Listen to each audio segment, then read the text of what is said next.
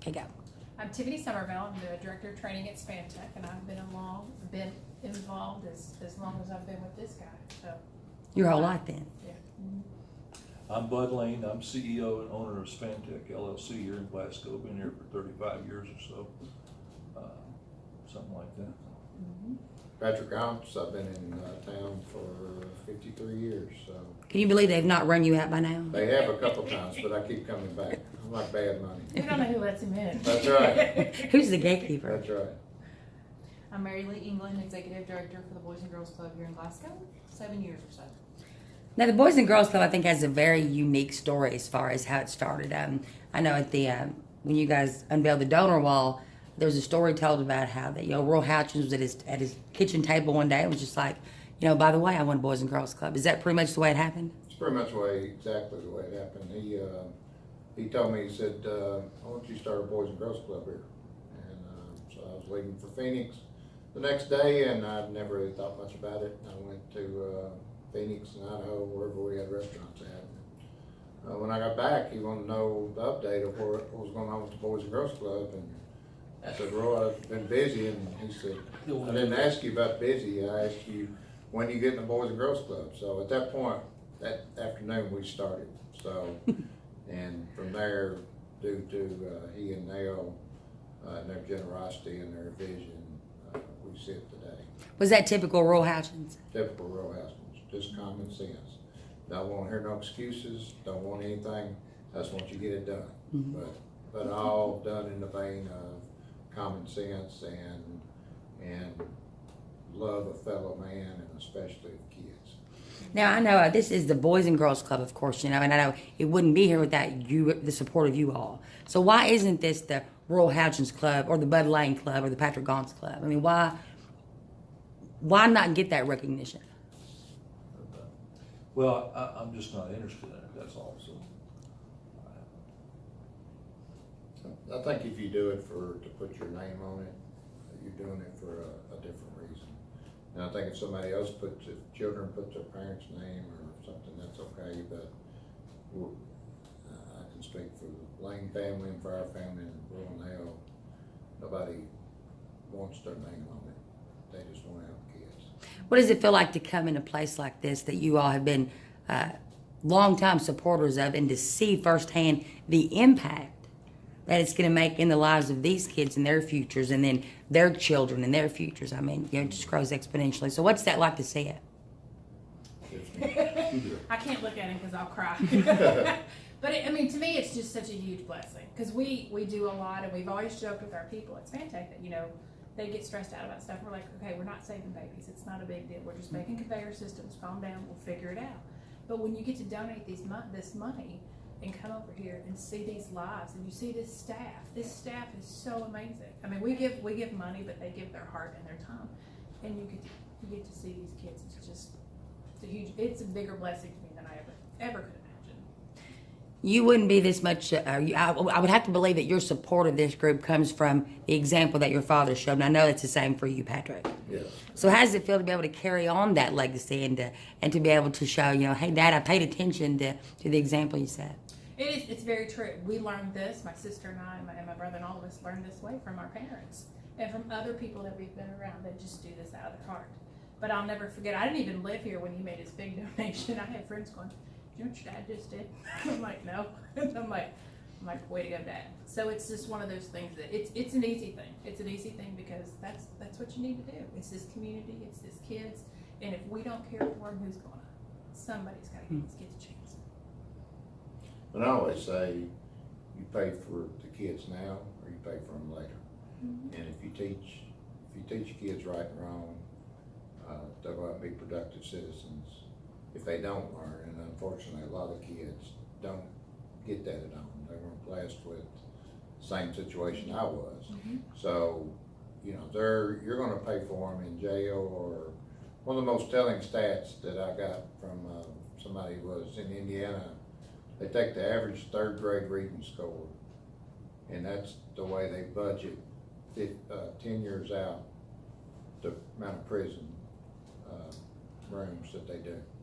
And that's true. Wow. And the other thing to Mary Lee and there's credit is, you know, these kids, if they stay a semester, their grade point goes up 1.2 grade average. So if they're making D's or C's, now they're, and you know, that's a big deal, but you think, well, how's that? Well, they just do their homework. They have to do their homework before they play. And where my kids have somebody on them, get your homework done. All these kids, they don't have anybody. Yeah, that's right. Mary Lee, when it comes to the Glasgow Boys and Girls Club, take out the Gaunt's family, the Lane family, and the Houchins family. What would it look like without those people? I'm not sure that we would have a Boys and Girls Club. I don't think we would have a Boys and Girls Club. And I've got to work with them close enough to know that they don't just give their money. I've been very blessed to get to know Patrick a while ago and the Lane family more recently, but we've received blessings from them that are priceless. Leadership, heart, soul, it goes way beyond their monetary contributions. Tell me the difference this club makes in the lives of kids that live in Glasgow. I've also been blessed enough to be here long enough to see it go full circle. I still keep up with some youth, does that sound old? Who have now graduated college. And just the fact of the matter is, had it not been for the Boys and Girls Club, whether it was because we physically moved them in and out of their dorm through their U of L time, or whether it was just we were here to give them a sense of purpose. And so then after that they had that drive, but we see kids who are adults now, who are productive citizens, who are currently going to college. We see kids that started here at the Boys and Girls Club as a youth, and now they're either working in the club or they're helping run the club. So we have seen those success stories, many of those success stories. Do you think any one of them actually realized the full impact of this club and this community? I doubt anybody did. It's hard, it is honestly hard to wrap your brain around. It really is truly hard to wrap your brain around. It just is. And for the generations and the generations and the generations that's gonna flow through. We've partnered with a lot of other nonprofit organizations. We attend conferences with Boys and Girls Club staff from across the country. And I had this conversation with Tiffany this morning, I've heard from multiple organizations, I've heard from other Boys and Girls Clubs across the country that we have something very different here, and different in a positive manner. Rural clubs are not known to be able to sustain themselves. We just come from a very beautiful, special community that cares about their youth and cares that those youth grow up to keep the tradition of Glasgow going. We are a community where our whole community is a family, and we care for each other, and we keep it going. So it's going to go through generations to come. The way I look at this is that we're raising all these kids. We're raising another Mary Lee. We're gonna raise another Patrick. Somebody. We'll see about that one. Maybe a better version. Yeah, a better version. Twisted Patrick. That's right. But somebody gave us where we are. Somebody poured into us. Somebody spent time with us, and it's our chance to do that now. And we have to keep doing that, because he's not gonna be here. I'm not gonna be here one day. But we've got to have these generations that love and feel the same way. So do you think that it's important that even if someone may not have money to give back, could they give back to their community in whatever way they can? Come by.